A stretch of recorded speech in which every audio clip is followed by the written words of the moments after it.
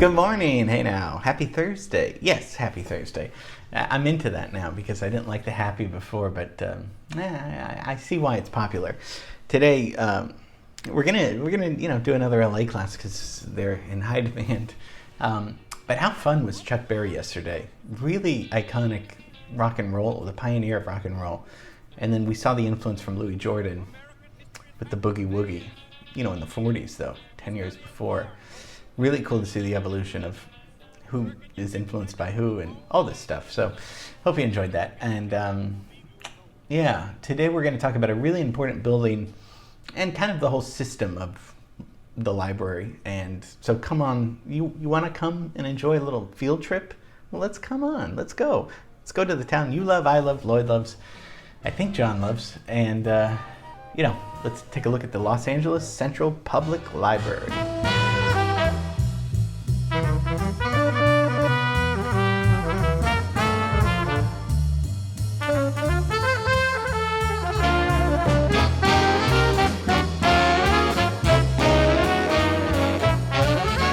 So library, not library, right? Because sometimes I hear that, and I probably said that too back in the day. What's the oldest library? Well, about 800 years ago. But I was thinking about that. There had to have been earlier than that too. But in modern day Iraq holds probably 7th century BC. Library of Ashurbanipal. You know that library. But today is the Los Angeles Public Library. I mean, the building's so great, as you saw the opening. This is the third largest central library in the nation, in our country. And how many books do you think it has? At least more than 10, right? We've got 2.8 million books, 5,000 magazine subscriptions, 3 million photographs. Some of these things came from Charles Lummis, because we did a class on Lummis. Remember the guy that walked across the country and built the house for himself and all the other writers and artists around him, in the early 20th century. And I mean, I want to talk about the building, of course, but then I was also thinking, why are libraries really important? I mean, why are we even talking about that? But of course, so important, right? Because of course, before the internet, where would you go for information? So they're houses of learning. That's what they are. Information, history, and the freedom of information and the freedom of what we're entitled to, which is so important. It's so cool that cities, and a city like LA needed to develop it, because by the 20th century, as we're going to see, the population was booming. So it was very, very important to provide knowledge for people and communities, because without knowledge, you just have propaganda, censorship, all these things that we don't like, right? I mean, we like liberal, free-thinking ideas. That's what's part of these classes are about and all that stuff. So that we'll get into more library kind of talk, but it's to help the public be informed. We need to be informed about things. We're always growing and thinking about things. So it's informing, libraries inform people of their surroundings, their facts, the history, all these things, rather than it just being fiction, The building, I mean, the beautiful building is at 650 5th Street, so West 5th Street.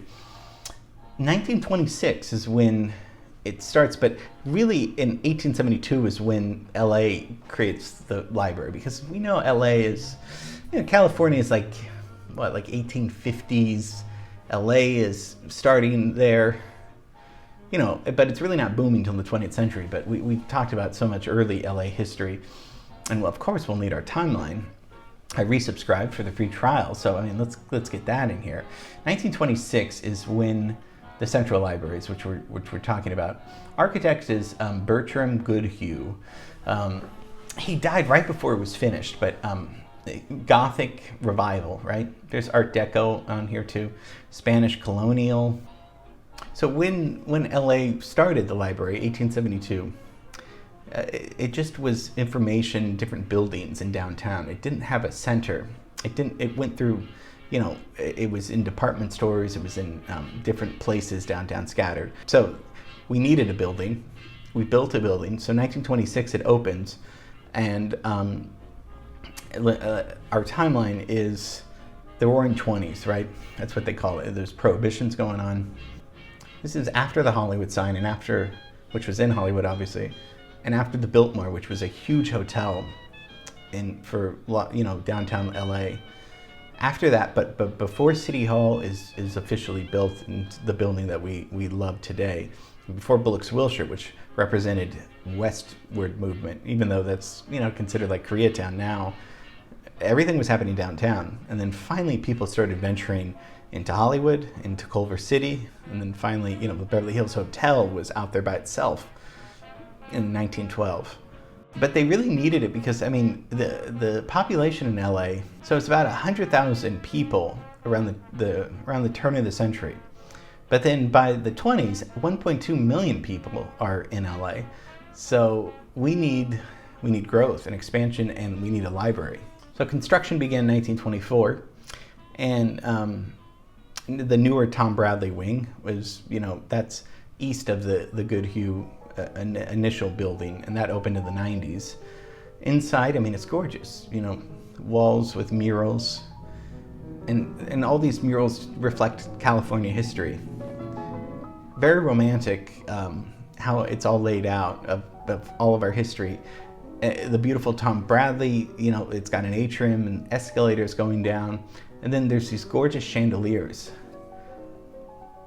sculptural chandeliers by Thurman Statham.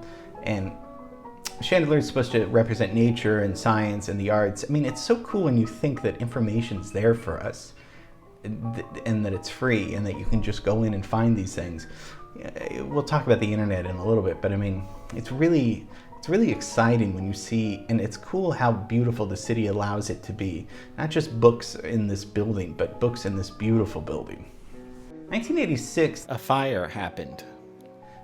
Nobody knows, no arsonist was ever found, but it was arson. Terrible. But it got locals to reinvest in their library, and it made them realize how important the library was. So after these fires, it was a horrible thing, but it ended up saving the library. Actually, some historians and librarians say people rallied around to help it because it was a terrible, destructive moment in LA history. So 1986 is two fires within a few months of each other. Really sad, because when you decimate information, when you don't know history, then you have no context and nothing. And librarians are really cool. Obviously the internet's amazing opportunity, and Google is. But libraries are good because librarians, they can help you sort what's real news and what's not fake news. People that have understand documents and history and things that have to be published and things that are serious, articles, scholarly articles in journals, that's on the internet, but there's, that's only half the internet. Most of the internet is advertising, but then there's clickbait and there's all these things distractions all the time.